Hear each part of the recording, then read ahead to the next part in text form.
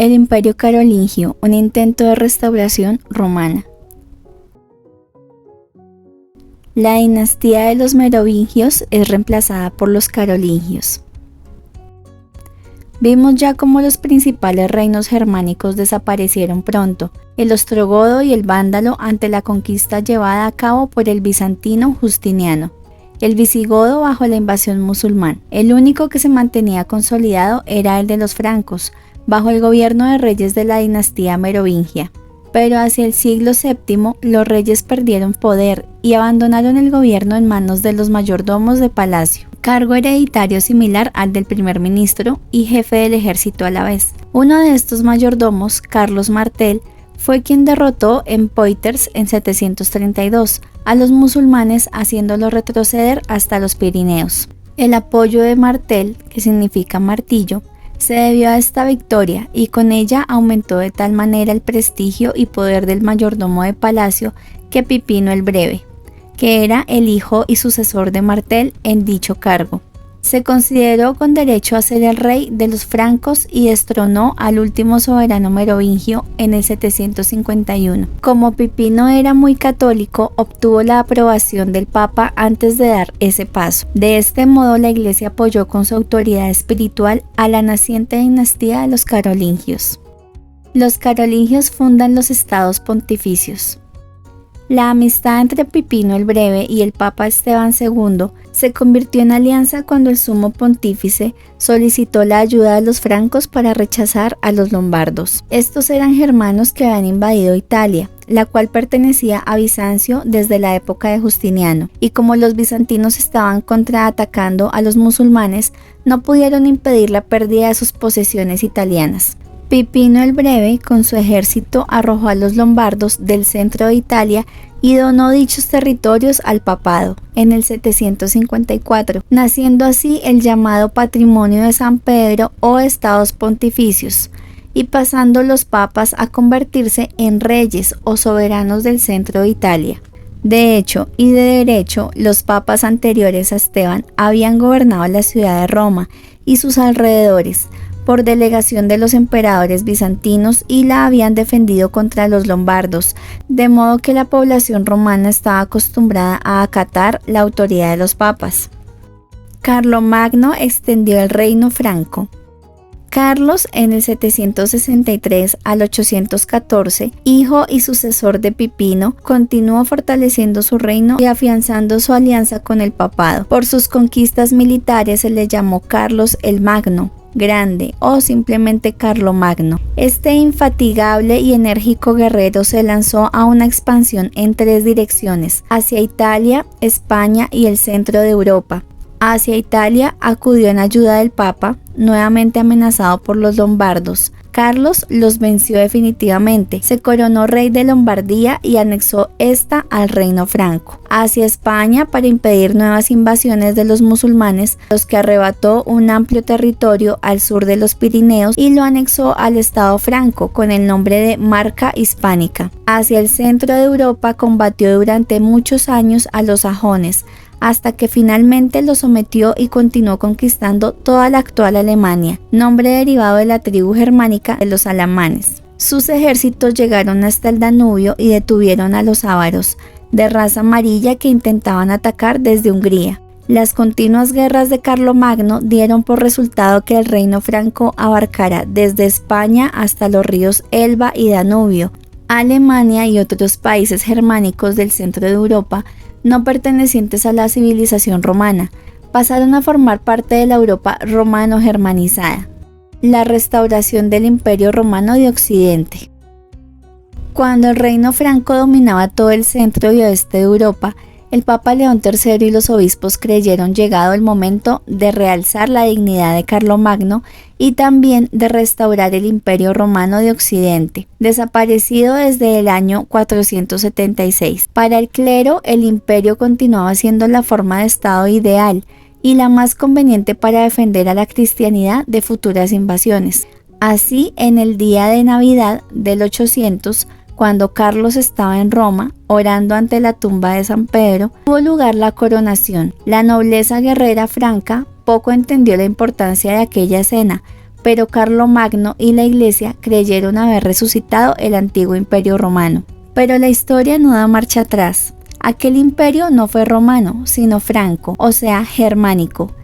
Su capital estaba en la ciudad germánica de Aquisgrán. Los territorios no eran los del antiguo imperio, salvo Italia y Francia, y era un estado continental aislado del Mediterráneo, cuya conquista había dado estabilidad y poderío a los romanos. Por otra parte, el imperio fue ante todo un imperio católico donde el propio Carlomagno promovió la labor evangelizadora de los misioneros en las poblaciones sometidas y llegó hasta intervenir en asuntos de la competencia del Papa, por un exceso de celo cristiano que lo hacía velar por la vida espiritual del clero y de los súbditos. Finalmente, este imperio tenía dos cabezas, la una espiritual, el Papa, que le otorgó la corona, y la otra temporal, el emperador, lo cual produciría conflictos y compromisos de los que hasta ese momento se habían librado los sumos pontífices. ¿Cómo estaba organizado el imperio carolingio? El carácter militarista del imperio obligaba a Carlomagno a contar siempre con numerosos hombres disponibles para las campañas y con recursos suficientes para costearse las armas y los caballos. Desde la expansión musulmana y la victoria de Carlos Martel, la caballería fue el cuerpo básico en toda guerra medieval. Para lograr caballeros continuó la política de su padre de retribuir los servicios militares entregándoles tierras denominadas beneficios. Además, para gobernar y administrar eficazmente tan extenso territorio, dividió el imperio en condados y ducados, al frente de los cuales un noble caballero, el conde o el duque, reclutaba hombres, recaudaba impuestos y administraba justicia. En las regiones fronterizas y no totalmente pacificadas, el emperador estableció marcas regidas por jefes militares con títulos de marqueses. A fin de evitar excesos y abusos de estos gobernadores nobles, los missi dominici, enviados del señor, recorrían el imperio inspeccionando la actuación de aquellos. También se celebraban asambleas anuales de todos los hombres armados del imperio, llamadas Campos de Mayo, porque se reunían en ese mes, y en ellas cualquiera podía apelar directamente a la justicia de Carlomagno. Todo el poder residía en este hombre, cuya capacidad y cualidades de gobernante le permitieron que sus capitulares u ordenanzas se cumplieran fielmente. Los obispos también eran funcionarios imperiales, ya que el clero era el único que tenía preparación intelectual en aquella sociedad de guerreros y campesinos. Así de los dos missi dominici, uno era obispo y el otro conde. Esta necesidad lo llevó también a hacer nombramientos de obispos, lo cual puso fin a la democrática costumbre de quien fuesen elegidos por los fieles del lugar. Bajo Carlomagno resurgió la cultura intelectual y artística.